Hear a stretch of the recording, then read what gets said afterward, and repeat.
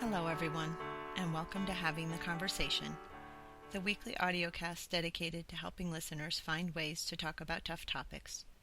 I'm your host, Michelle Schumacher, and today's segment, Having the Conversation about End-of-Life Care Decisions, will discuss talking with loved ones who are dying or who have been diagnosed with a life-threatening illness as a means of helping the loved one determine the best course of action for honoring their priorities. And now, on to our program. Why are you dying, Mom?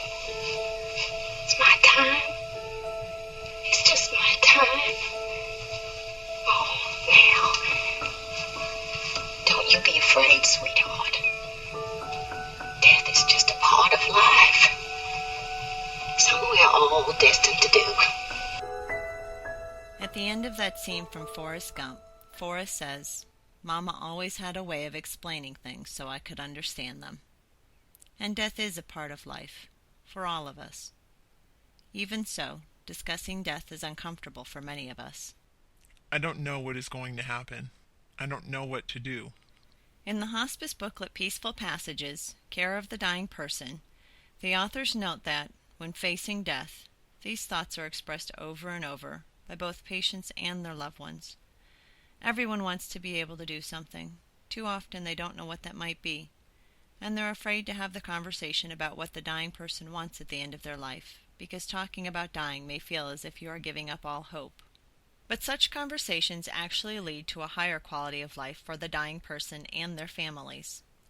Openly discussing issues surrounding approaching death allows everyone to be better prepared for its arrival. Those dying may want to talk about their death and make their wishes known. When these discussions are postponed, decisions are often made without the dying person's input. This can cause patients and their families unnecessary stress and discomfort. In his new book, Being Mortal, Medicine and What Matters in the End, Harvard physician Dr. Atul Gawande discusses that, while the medical field focuses on helping people live longer, what is not common is to ask the dying person what it is they want during the time they have remaining. But Dr. Gawande says what he learned while doing the research for his book is that what is most helpful to the patient is asking questions that will help them give voice to what their priorities are, and then helping them make the choices that will honor those priorities.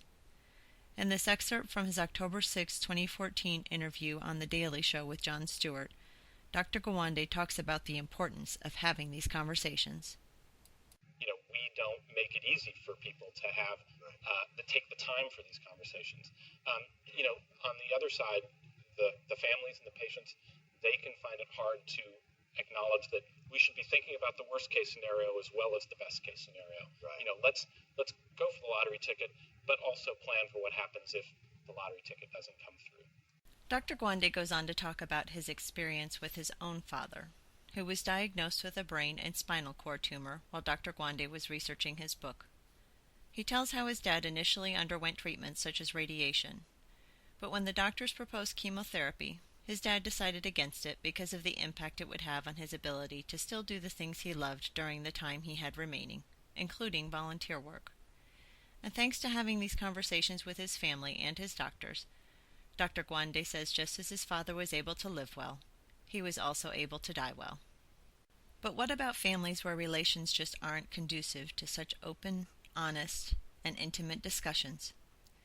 What if family members are in disagreement over the best course of action for their loved one? What if the dying person isn't comfortable having these discussions with their spouse or children? Or what if the family is aware of their loved one's wishes, but due to geographical or other constraints, they are unable to help on a day-to-day basis? In such instances, one solution is to enlist the help and services of a professional and neutral third party. Genevieve Falk is a licensed clinical social worker. She is also the founder and president, director of Geriatric Care Management Services, and certified family mediator for Aging Care Advocates Incorporated in Tampa. Aging Care Advocates consists of professional geriatric care managers dedicated to assisting seniors and their families with developing immediate and long-term specialized care plans that are unique to each of their clients' individual needs. In this interview with the West Central Florida Area Agency on Aging, Genevieve discusses the sorts of services her company provides for families struggling to have the conversation or to agree on the best course of action for their loved one. It is a difficult situation, and when people are faced with it, they're overwhelmed.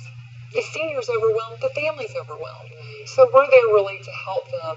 We're there to be the calm in the storm, to give them a peace of mind. So what we do as a care manager is we sit down with the whole family. Sometimes it has to be via a phone consultation or a phone conference with the whole family, and really facilitate family discussion about what's best for mom, what's best in her interest, and how can we all get on the same page and really work as a team together and not really be at each other's throats about this, but join forces and work together. While it's good to know that agencies such as Aging Care Advocates exist, sometimes other resources are a better fit. For instance, hospice provides each patient with a social worker, as well as access to on-staff chaplains.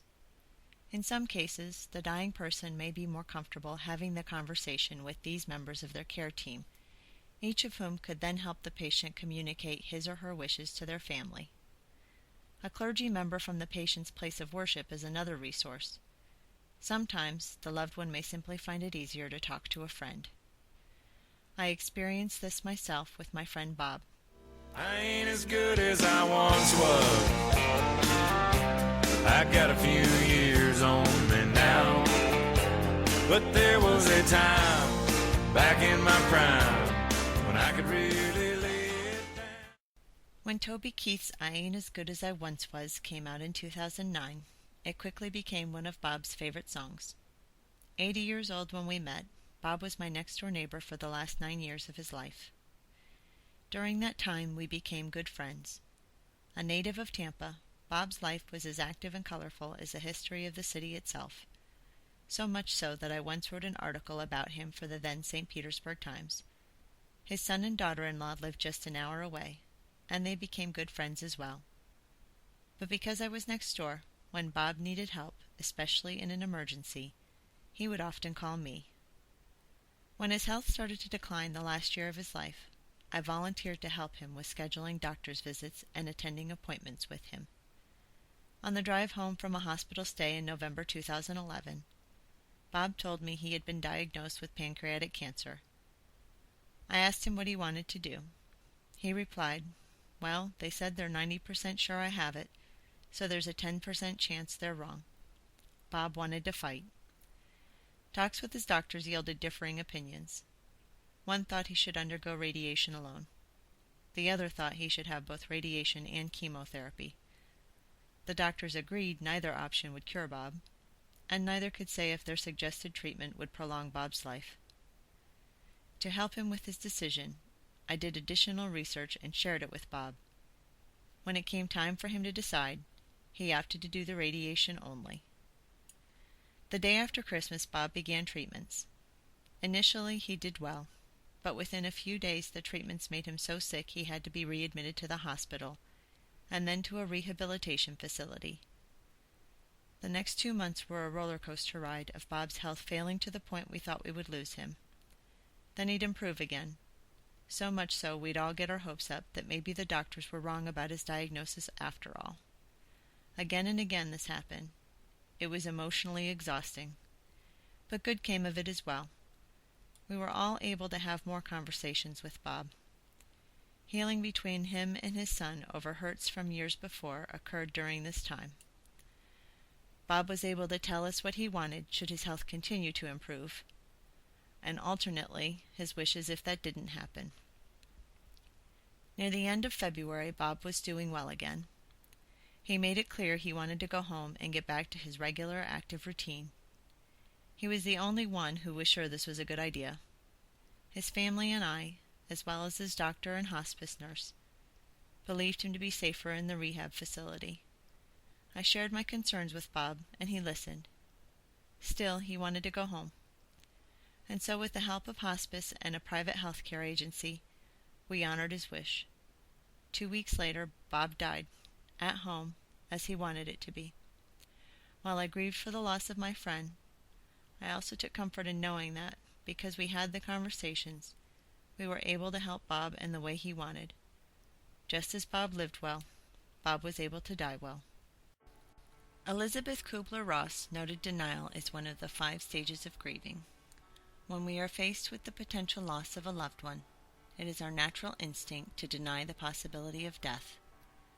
Accepting its reality and facing it directly by having the conversation with our loved one about their wishes and priorities helps the healing begin, both for the patient and for their loved ones. This is Michelle Schumacher. Thank you for listening to this edition of Having the Conversation about End-of-Life Care Decisions. As my friend Bob would say, until next time, do something happy. Audiocast credits. Movie clip from the 1994 motion picture Forrest Gump. Soundtrack by Alan Silvestri.